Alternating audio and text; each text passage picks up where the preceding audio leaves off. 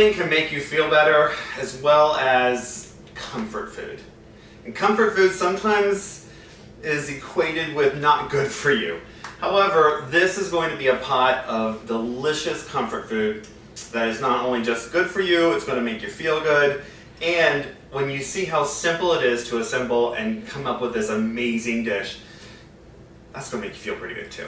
Alright, so the first thing I did is I got all my ingredients ready, and I have my oven already preheated to 350. I got my Dutch oven out here, and to make this a little easier, I'm going to tell you some of the ingredients that I'm using to simplify this. I have one of the small bags, and these are baby Dutch potatoes. Really, really cool. I love them. The skins are really thin. You don't have to peel them. Most of the time I don't even cut them up. However, I'm going to just cut them 2 ways into quarters. And again, all I have is just one small bag. And I've already rinsed them.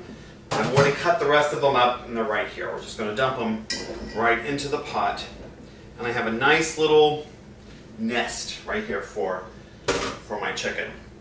Now, this is one small container, and I bought fresh, which I like. I like working with fresh mushrooms, and I got them chopped baby bellas. Delicious, great flavor, very rich. We're going to dump those right in. Love that. I'm digging the simplicity of it already. Okay, so obviously my house, garlic. I have 1, 2, 3, 4, 5, 6 cloves of garlic. And I left them whole. If you don't know, the easy way to peel garlic cloves is there's a quick tip on the website. Just look that up. I keep them in my fridge in a container. And all I'm going to do is I'm going to leave these whole, and I'm going to smash them. Okay, right into the pot. Bam. Right there. I said bam. That's pretty funny.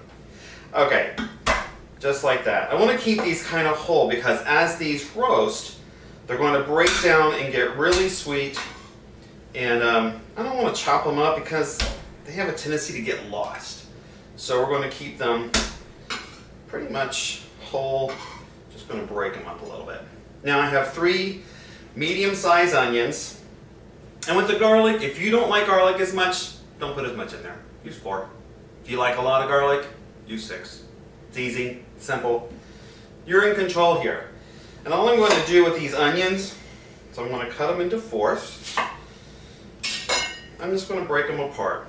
A lot of times you hear these called onion petals as they just fall apart. And when that one's going to not go in, since it's trying so hard to escape. Right there. Okay, these are just going to break up. They'll break up a little bit more when I put them in there. Okay, so just going to break these up a little bit. Evidently, I'm only using 2 3/4 onions since one got away from me. Again, just break them up a little bit into puddles, just like that. I'm not working too hard on this too. If they don't all come apart, I'm not going to struggle with it. So this is one of those dishes that a lot of times you'll hear people call the one-pot wonder. Everything goes into one pot, comes out of one pot. This is a really good dish if you're not feeling so good and you want to kind of take a break for the day. Maybe you're feeling great and you're having a great day and you want to spend time with your family or your children. This is one of those great dishes that you can call on to do the work for you. Give you a little bit of a break. Again, I'm just breaking these up. And I don't know about you, but sometimes I just don't want to spend a lot of time in here. But I don't want to sacrifice flavor or really good food or my nutrition, especially with my health, to take a break.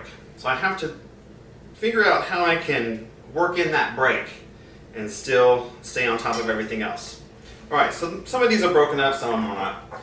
I'm going to use about a teaspoon of salt and a teaspoon of cracked black pepper.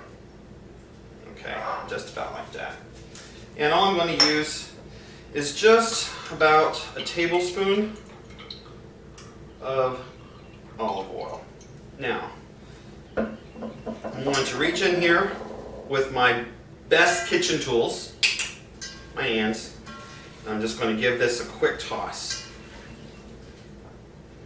And that is going to all mix together here. As these roast down, all these vegetables are going to get soft.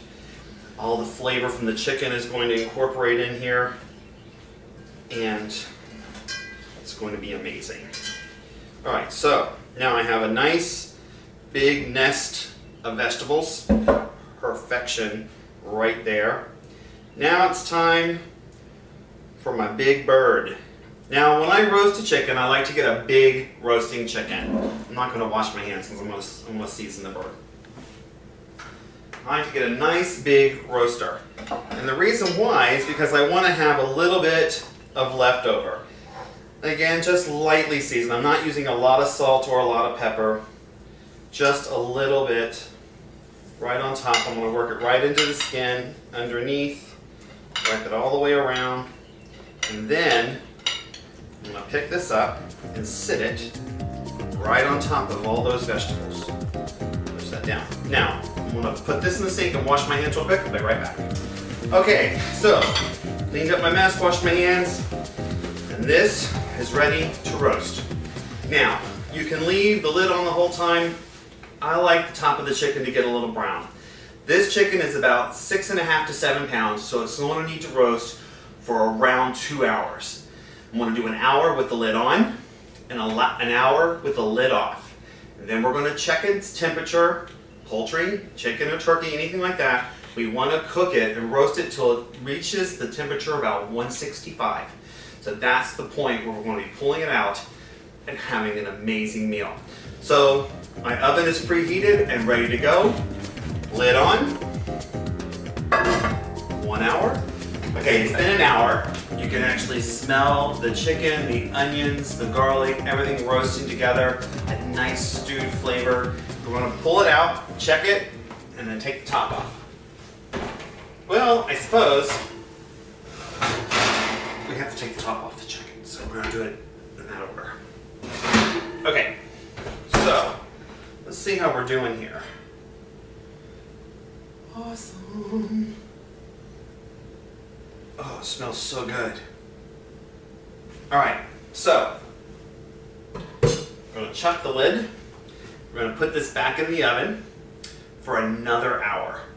And this is going to get a little bit more brown, and all those vegetables are going to turn nice and lovely and soft and finish roasting as well. So back in the oven, another hour, and then we'll take its temperature and see where we are. About 165 degrees. We may be there, we may have to do it a few more minutes, we'll see. All right, the other hour has gone by, so it's now been 2 hours total. Smells amazing. The garlic is roasted up really nice. You'll be able to tell it really good. And now you can see the top of the chicken is nice caramel colored, just starting to brown on top. Just what we're wanting. Now let's take this big boy's temperature on. Okay, we're going into the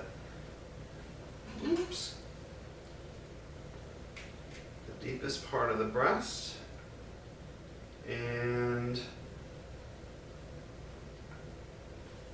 it's not quite there yet.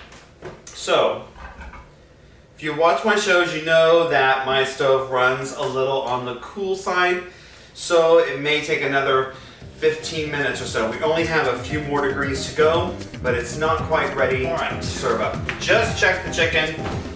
Beautiful temperature between 165 and 170.